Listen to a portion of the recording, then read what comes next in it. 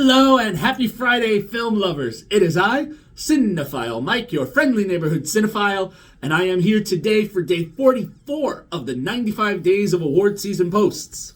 Now, quick update before I dive into film 44. The spreadsheet, the Where Can I Watch It, has been updated to include all of yesterday's announced BAFTA nominees, as well as updated viewing options for the other films that are on the docket. Remember, set those goals. See all those films. Can you? It's a little tricky. Some of them are hard to track down, but it's always a fun challenge to do. Check it out, posted at the top of the Cinephile Mike, your friendly neighborhood cinephile page. Now, on to day 44, where I am talking about Oliver Hermanus' Living. Living introduces us to Mr. Rodney Williams.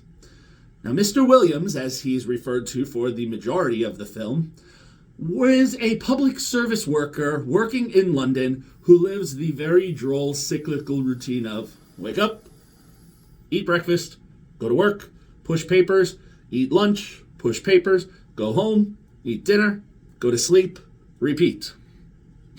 Despite the youthful energy of such colleagues as Miss Harris, a young lady in one of her first jobs, and Mr. Wakeling, Mr. Williams just continues to go about his business until he learns that he has a terminal illness. And this makes him decide, as the Brits say, to make a start. And start he does, and as the title says, he starts living. He begins missing work to go out and enjoy little things like a brunch or a walk or time in the park. And eventually, the young Miss Harris from his office leaves to explore other opportunities, and when they are reunited, they strike up a genuinely sweet relationship. Not romantic, but Williams sees a little bit of himself in her and that enthusiasm and excitement for youth. And then from this, he decides to spearhead a park project in the city that would have otherwise been, paper pushed and ignored. And then with an interesting twist about halfway through the film, we really see how this film is going to ground itself in all of its thematic elements. And I have to say they are all handled gloriously. Living explores the ideas of mortality and the legacy that we want to leave behind.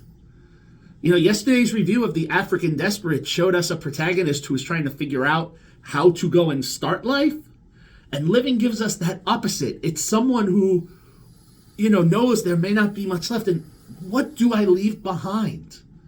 And what makes the film so enjoyable in this is the absolutely outstanding and understated performance of Bill Nighy in the role of Mr. Williams. His almost whispering tone of voice and very small movements and slow speech force you to want to lean in and hear what is he saying and see what he's doing. He's so concerned with encouraging the others to act now and live and not repeat his mistakes is almost heartbreaking, but there's such an earnestness that you never feel sorry for Mr. Williams, but you root for him. And supporting his underplayed, glorious performance is an absolutely standout Amy Lou Wood as his companion, Miss Harris. Her youthful energy and infectious smile is just the right amount of zap Nighy's Mr. Williams needs, and explains why she was nominated for the Rising Young Star Award at this year's BAFTAs. The back and forth that the two of them have is truly touching, and it's almost that beloved relationship of grandparent and grandchild.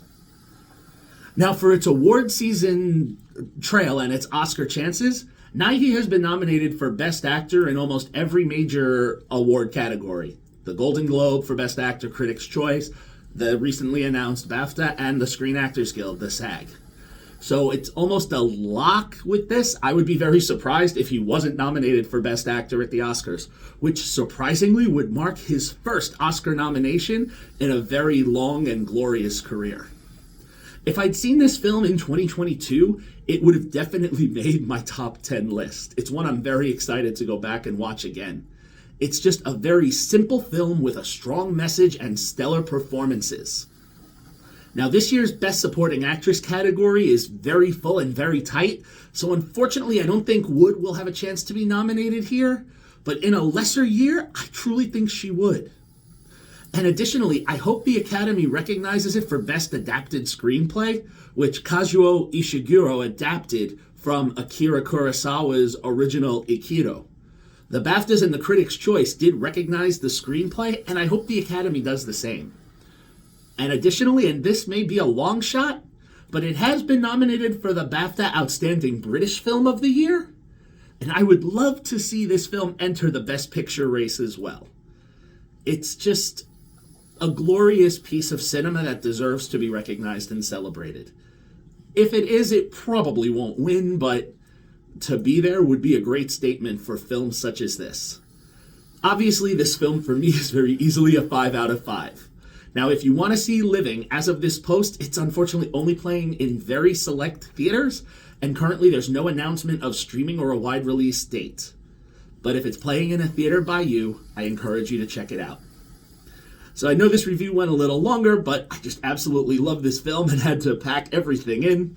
I will end it there saying see you tomorrow for day 45 of the 95 Days of Award Season posts.